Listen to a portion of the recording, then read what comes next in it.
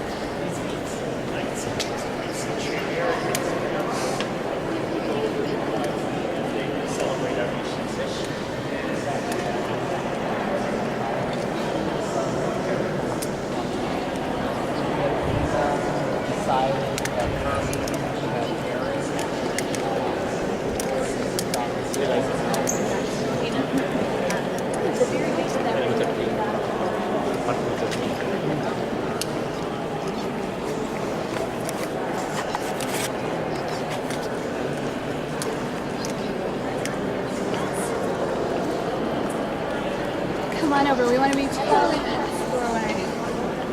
Well, thank you very much.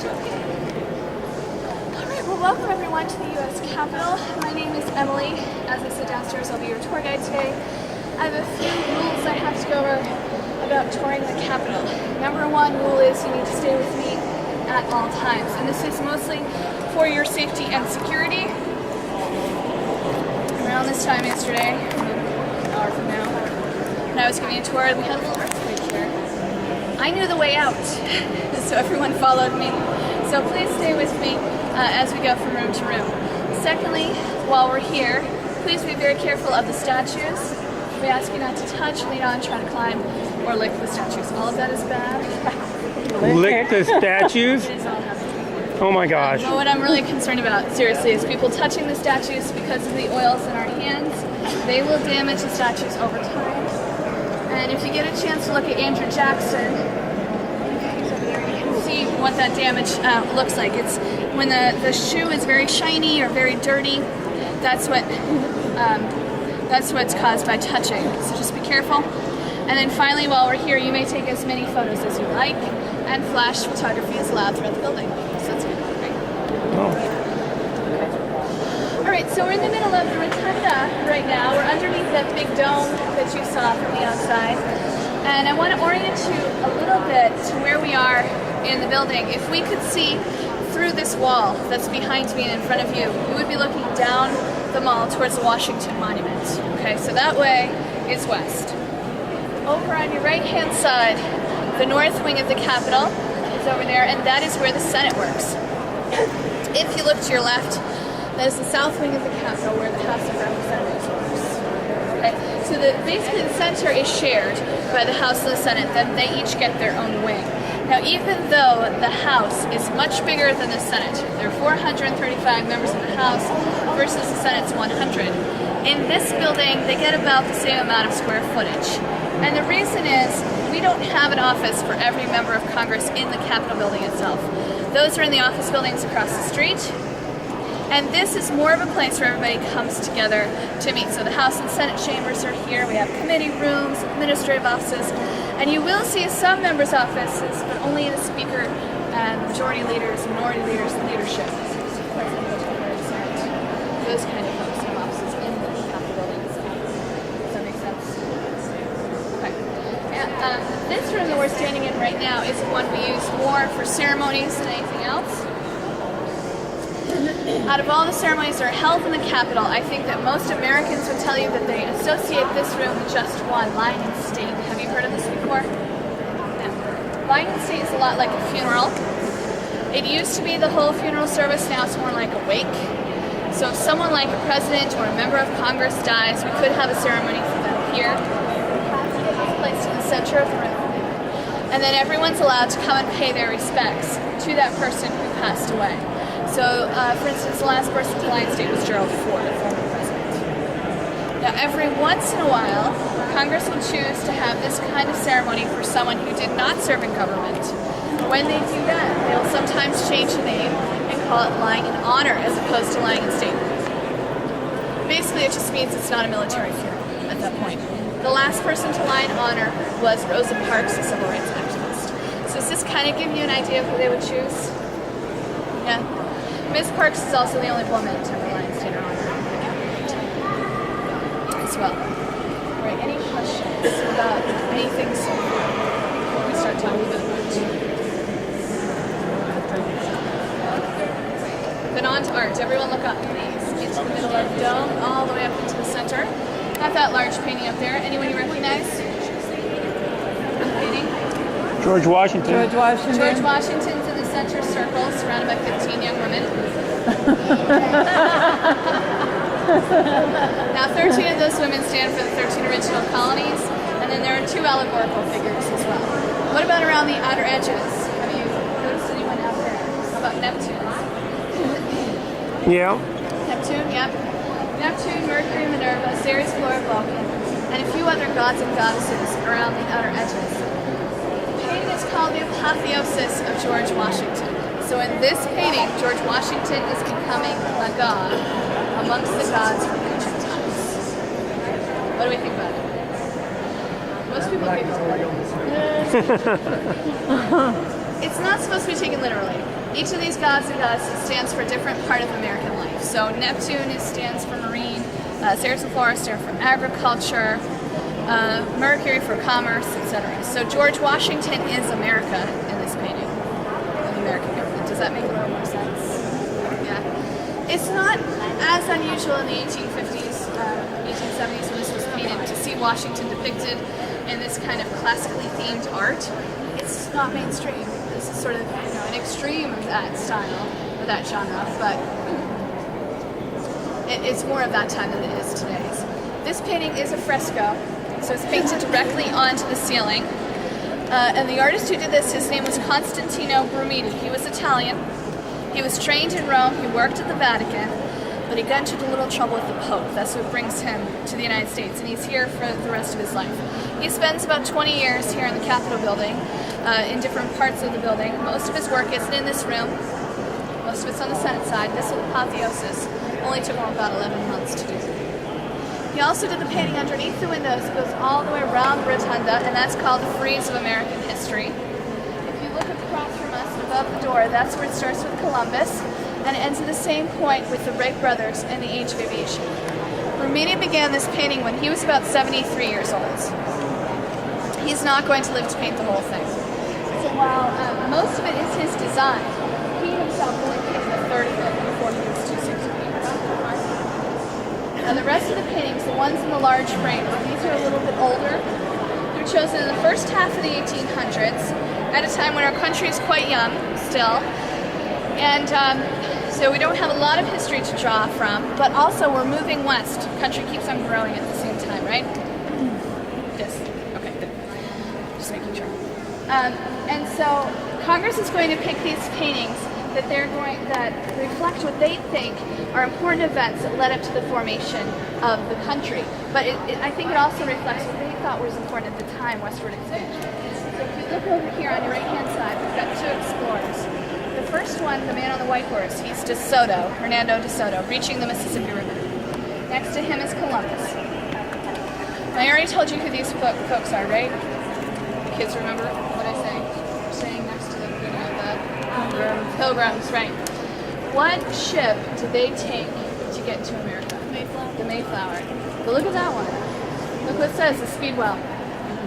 Okay, so before the Pilgrims decide to cross a whole ocean, they tried living in Holland for a while, where they could practice their religion. And then they decide to leave there, and they take the Speedwell back to the UK, where they will get the Mayflower and then cross the ocean. So this shows them leaving Holland. Next to them is Jamestown. But look at the woman out front in that white dress. She's not a colonist, she's a Native American. Pocahontas. Pocahontas. And that's called the baptism of Pocahontas. You can see her husband's behind her in the red, John Rolfe. Now on the opposite side of the room, the four paintings over there are scenes from the American Revolution. And these were painted by one man from Connecticut. His name is John Trumbull. And he wants to show you the beginning, middle, and end of the war. So he starts on the left-hand side with the Declaration of Independence. We've got Thomas Jefferson presenting that declaration to John Continental Congress. Next to him is surrender scenes, the surrender of General Burgoyne at Saratoga, New York. So here's the turning point of the war. France gets interested in helping us out. And if you go past the doorway, you can see the French troops on the left-hand side. This is the surrender of Lord Cornwallis at Yorktown, Virginia. And in the last panel, George Washington's in Annapolis, Maryland, and he's resigning his commission as general.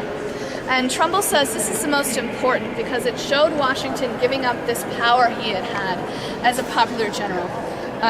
Washington says at this point he's going to retire, he's going back to Virginia to become a farmer. Does that happen? Really? Temporarily. Only 4 years before he becomes president of the United States. Now, speaking of presidents, you'll notice as you look around the room that most of the statues in this room are presidents. That is unique to the Rotunda. Because the president doesn't work in this building, we don't collect a lot of statues of presidents. Most of the statues have been gifts. If you are from Ohio, Tennessee, Michigan, California, Kansas, or Virginia, you have a state statue in this room, gift from your state. Anybody from one of those states? Where are you guys from? California, so Ronald Reagan is yours. Anyone else? Yes. Kansas, so you have Eisenhower. I picked the right spot. Next to the two state statues, excellent. Anyone else? Okay, we will see more state statues in other parts of the building. So if we haven't seen yours yet, we may yet see it. Or if you're from another country, where are you from? England? These folks right here. Oh, yeah. We're pilgrims. There's some people. The Jamestown people. By the way, did anyone tell you what today is? Today is the anniversary of the burning of the Capitol by the British troops in August in 1814.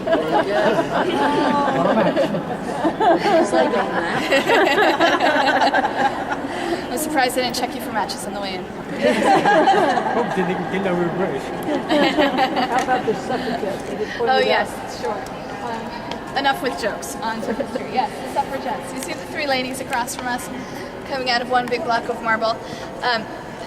They're sort of an exception to the rule in this room. One of the non-presidential statues, of which there are only three. The statue of the three women represents women's right to vote. It's called the Portrait Monument. So the ladies from left to right are Elizabeth Cady Stanton, Susan B. Anthony, and Lucretia Mott.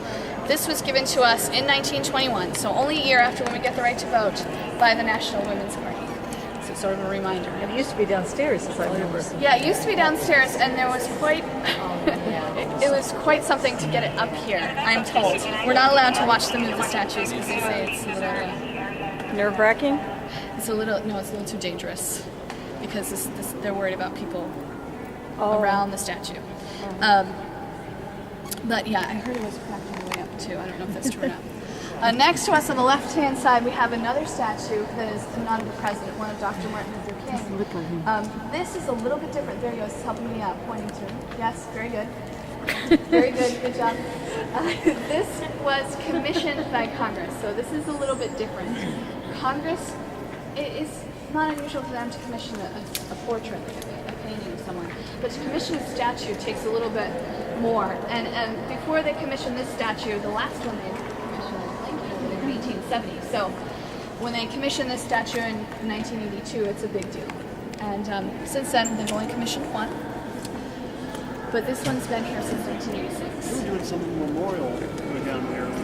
Yes, just opened. Yeah, they're opening it this weekend. The new memorial for Martin Luther King. Okay, any questions about this room? Yeah. And Grant, yeah. And then Alexander. Allison's not president, no. They're Maryland. Okay. Any other questions? All right, let's go on to National Statuary Hall. And then we can come back in this